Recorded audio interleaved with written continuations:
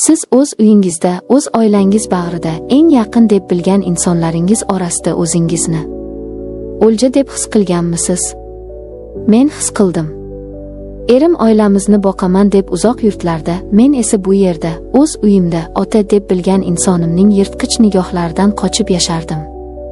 Uning qizim degan so'zida otalik mehri emas, balki etingizni junjiktiradigan sovuq va iflos bir ishora borligini anglash, bu o'lim bilan barobar. Lekin taqdir qiziq. Zulmatning eng quyuq joyida ham bir nur paydo bo'larkan. Faqat bu nur gunohmi yoki najot? Bugun men sizga o'z qalbimning eng yashirin, eng og'riqli va ehtirosli hikoyasini so'zlab beraman. Bu hikoya sizni yig'latadi, o'ylantiradi va balki o'z hayotingizga boshqacha qarashga majbur qiladi. Assalomu alaykum, mening aziz sirdoshlarim. Bugun men sizga shunchaki voqeani emas, balki yillar davomida ichimda yig'ilib, toshga aylangan dardimni, keyin esa kutilmaganda ochilgan gul kabi nozik hislarimni dasturxon qilmoqchiman. Mening ismim Nargiza. Yoshim 33da. Tashqaridan qaragan odamga mening hayotim risoladagidek, turmush o'rtog'im bor, shirin farzandim bor, ustim but, qornim to'q. Lekin ayol kishi uchun baxt faqat qorning to'qligidami? 9 yil. Ha, ropparosi 9 yil bo'ldi turmush qurganimizga. Bu yillar davomida erim bilan munosabatimiz xuddi tinch oqayotgan, lekin suvi loyqa daryoga o'xshardi. U yomon odam emas, yo'q. Mehnatkash, ro'zg'orim deydi. Lekin uning hayotida ish degan narsa mendan ustunroq edi. Avvaliga kunlik ishlar, keyin navbatchiliklar, mana endi esa Rossiya. 1-2 yil ishlab kelaman, uyimizni yangilaymiz, mashina olamiz, dedi u ketishidan oldin. Men rozi bo'ldim. O'zbek ayolining taqdiri shu, sabr qilish, kutish. Lekin u ketgach, uyimizdan fayz ham, iliqlik ham ketgandek bo'ldi. Har kuni bir xil ssenariy, ertalab turish, bolani bog'chaga berish, ishga yugurish, kechqurun uy ishlari, charchoq va muzdek bo'sh yostiqni quchoqlab uxlash. Erim bilan telefonda gaplashamiz, lekin suhbatlarimiz quruq. Pul keldimi, bola yaxshimi, yaxshi o'tiribsizlarmi? Biror marta Nargiza, o'zingni qanday his qilyapsan? Meni sog'indingmi? Men seni sog'indim degan so'zni eshitmadim. Ayol qulog'i bilan sevadi, deyishadi. Mening quloqlarim esa sukunatdan shang'illab qolgandi. Yuragimda bir paytlar yashagan o'sha iliqlik, ayollik g'ururi asta-sekin so'nib, o'rnini qop-qora bo'shliq egallayotgan edi. Shu yillar ichida erimning yo'qligida menga eng yaqin bo'lgan, doim holimdan xabar olib turadigan inson bu qaynotam edi. Avvaliga men buni otalarcha g'amxo'rlik deb bildim. Kelinim yolg'iz qolmasin, o'ksimasin deydilar deb o'ylardim. Lekin vaqt o'tgani sari insonning tabiati o'zgararmikan yoki asl yuzi ochilarmikan? Qaynotam 50 dan oshgan, hali tetik, o'ziga qarab yuradigan kishi. Bir kuni kechqurun bolamni uxlatib, oshxonada idish yuvayotgandim. Suvning shildirashi xayolimni olib qochibdi. To'satdan yelkamda birovning nafasini sezdim. Cho'chib tushdim. Ortga o'girilsam, qaynotam. U juda yaqin, haddan tashqari yaqin turardi. Qizim, yana yolg'iz qoldingmi, dedi u sekin, xirillagan ovozda. Men o'zimni o'nglab, jilmayishga harakat qildim. Ha, dadajon, o'g'lingiz ishlari ko'pda, u menga uzoq tikildi. O'sha nigoh. Hozir ham eslasam, etim jimirlab ketadi. Bu otaning qiziga qarashi emasdi. Bu nigohda achinish bor edi, ha. Lekin uning tagida yashirin bir ochlik, qandaydir erkakcha baholash bor edi. U mening ko'zlarimga emas, lablarimga, bo'ynimga, keyin esa butun qomatimga tikilib turardi. Sen juda sabrli ayolsan, Nargiza, dedi u bir qadam oldinga siljib. Har bir erkak bunday ayolni boshiga ko'tarish kerak. O'g'lim, u sening qadringga yetmayapti. Bu gaplar zaharli asalga o'xshardi. Bir tomondan maqtuf, ikkinchi tomondan erimga bo'lgan hurmatimni sindirishga urinish. Men noqulaylikdan qizarib ketdim. Rahmat, dadajon, choy damlab beraymi, deb mavzuni o'zgartirdim va tezda u yerdan chiqib ketishga urindim. Lekin u yo'limni to'sdi. Qo'lini yelkamga qo'ydi. O'zingni ehtiyot qil, qizim. Sen biz uchun, men uchun juda qadrlisan. Uning qo'li yelkamdan biroz pastga sirg'aldi. Bu tasodifmidi? Yoki ataylab qilingan harakat? Men o'zimni olib qochdim. O'sha tunda xonamning eshigini 2 marta qulfladim. Yuragimda g'alati, irganch bir qo'rquv paydo bo'ldi. O'z uyimda o'zimni begona, himoyasiz his qila boshladim. Uyim do'zaxga aylanib borayotgan bir paytda ishim men uchun yagona najot qo'rg'oniga aylandi. Har kuni ertalab uydan qochib chiqardim. Va mana shunday kulrang, umidsiz kunlarning birida ofisimizga yangi xodim keldi. Azamat. 25 yoshlarda. Ko'zlari charaqlab turgan, yuzidan nur yog'iladigan, ochiq ko'ngil yigit. U kirib kelishi bilan xonadagi muhit o'zgargandek bo'ldi. Biz bir bo'limda ishlay boshladik. Avvaliga u menga shunchaki hurmat bilan "Opal" deb murojaat qildi. Lekin uning "Opal" deyishida ham qandaydir mayinlik, ehtirom va samimiyat bor edi. Bir kuni tushlik payti hamma oshxonaga chiqqanda, men ishim ko'pligidan joyimda qoldim. Boshimni qog'ozlardan ko'tarmay o'tirardim. Yonimga kimdir kelganini sezdim. Boshimni ko'tardim, Azamat. Qo'lida 2 ta qahva. Nargiza opa, bugun juda charchaganga o'xshaysiz. Rangingiz oqarib ketibdi, dedi u xavotir bilan va qahvani menga uzatdi. Shu oddiygina e'tibor. Ishonasizmi, erimdan 9 yil davomida kutgan, lekin ololmagan e'tiborni shu yot, begona yigitdan ko'rib, ko'zimga yosh kelib qolishiga oz qoldi. Rahmat, Azamat. Shunchaki uy ishlari, bola, ish. Charchadim, dedim zo'rg'a jilmayib. U ro'paramdagi stulga o'tirdi. Menga diqqat bilan, xuddi ruhimni o'qiyotgandek qaradi. Siz juda kuchli ayolsiz, dedi u jiddiy ohangda.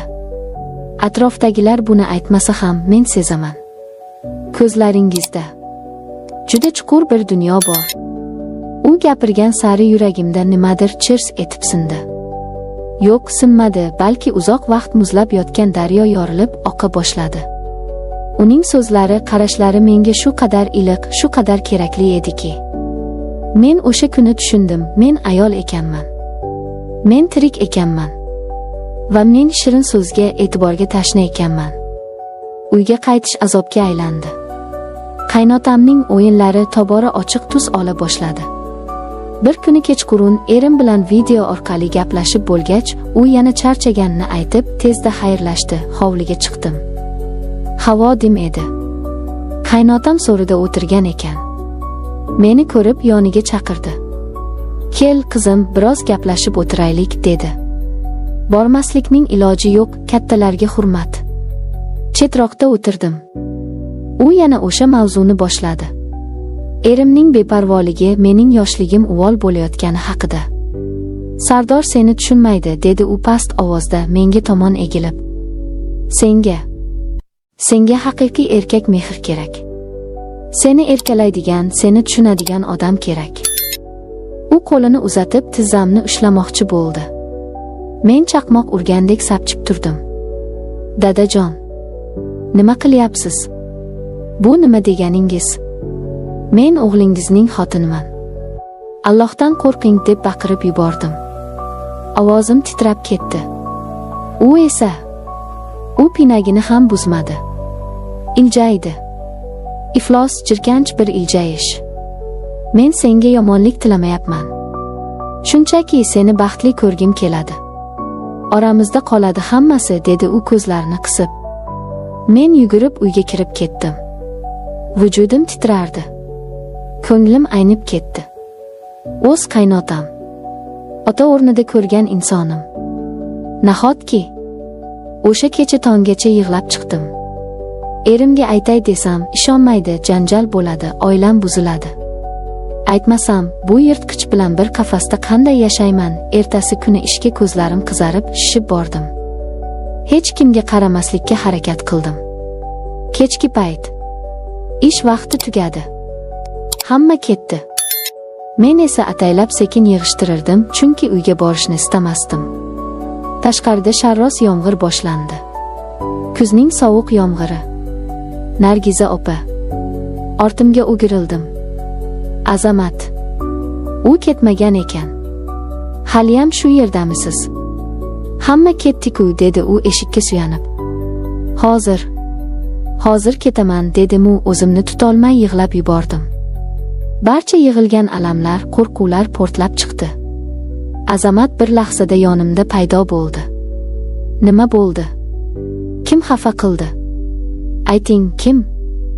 U shunchalik kuyunib so'radiki. Men javob berolmadim, faqat yig'lardim.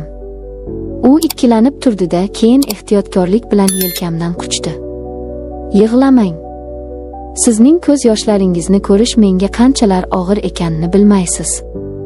Ofis jimjit. Deraza ortida yomg'ir shovqini. Biz bir-birimizga juda yaqin turardik. Uning hidi, toza, yoshlik va ishonch hidi meni mast qildi. U sekin iyagimdan ko'tarib ko'zlarimga qaradi. Men sizni ko'pdan beri kuzataman, Nargiza, dedi u endi opar so'zini ishlatmay. Siz baxtsiz. Ko'zlaringizda g'am bor. Ruxsat bering. O'sha g'amni quvay. Ruxsat bering, sizga baxt nimaligini eslatay. Bu so'zlar, bu men kutgan, men muhtoj bo'lgan so'zlar edi. Azamatning yuzi menga yaqinlashdi. Yuragim ko'krak qafasimni yorib chiqay dedi. Aqlim to'xta, bu xiyonat deb baqirardi. Lekin qalbim xo'rlangan ayollik g'ururimki bir marta, faqat bir marta yasha deb faryod qilardi. Uning lablari labimga tekkanda men dunyoni unutdim. Erimni, qaynotamni, uyatni, hammasini unutdim. Bu shunchaki o'pich emasdi. Bu cho'kayotgan odamning havodan nafas olishi edi. Uning quchog'i shunday issiq, shunday xavfsiz ediki, men o'zimni yillar davomida birinchi marta himoyalangan his qildim. Biz uzoq vaqt shunday turdik. Yomg'ir bizning gunohimizni va dardimizni yuvayotgandek edi. O'sha kecha uyga qaytmadim. Ota-onamnikiga bordim. Yo'lda uzoq o'yladim. Azamat menga, men siz bilan har qanday yo'lga tayyorman. Faqat ayting, degandi xayrlashayotib. Men tanlov qilishim kerak edi. Bir tomonda xiyonatkor, beparvo er va yirtqich qaynota, doimiy qo'rquv va xo'rlik. Ikkinchi tomonda noma'lumlik, el-yurt gapi, lekin sevgi, hurmat va baxt ehtimoli. Ertasi kuni ertalab men qaror qildim. Qaynotamning uyiga bordim. Faqat narsalarimni olish uchun. Qaynotam hovlida edi. Meni ko'rib yuzida istehzoli kulgi paydo bo'ldi. Kelyapsanmi, Araschi, dedi. Men unga tik qaradim. Ko'zlarimda endi qo'rquv yo'q edi. Nafrat va qat'iyat bor edi. Men ketyapman, dedim baland va aniq ovozda. O'g'lingizga hammasini aytaman. Sizning qilig'ingizni ham, o'zimning qarorimni ham. Men endi sizning o'yinchog'ingiz emasman. Uning rangi oqardi. Nima? Sen isbotlay olmaysan, deb g'o'ldiradi. Menga isbot kerak emas. Menga erkinlik kerak, dedim va chamadonimni olib darvozadan chiqib ketdim. O'sha zax bosgan devorlari meni ezaveradigan uydan butunlay chiqib ketdim. Telefonda erimga hamma haqiqatni aytdim. U baqirdi, so'kdi, ishonmadi. Lekin menga endi baribir edi. Men qafasni sindirgan edim. Hozir men alohida yashayapman. Kichkina ijara uyda, lekin o'z tinchligim bilan. Ajrashish jarayoni ketyapti. Qiyin, juda qiyin. Odamlarning gapi, qarindoshlarning ta'nasi. Lekin yonginamda Azamat bor. Biz hali birga emasmiz, men halol bo'lib olishimni kutyapmiz. Lekin u meni har kuni qo'llab-quvvatlaydi. U mening nafaqat sevgilim, balki eng yaqin do'stimga aylandi. Men baxtlimanmi? Bilmadim. Lekin men endi qo'rqmayman. Men endi yolg'iz emasman. Va eng muhimi, men endi o'zimni hurmat qilaman. Aziz ayollar, sizga aytar so'zim shu: hech qachon sabr qilish kerak deb o'zligingizni, g'ururingizni toptashlariga yo'l qo'ymang. Zulmga, shilyoqlikka chidamang. Baxt bu kimningdir soyasida yashash emas, baxt bu o'z hayotingizning egasi bo'lishdir.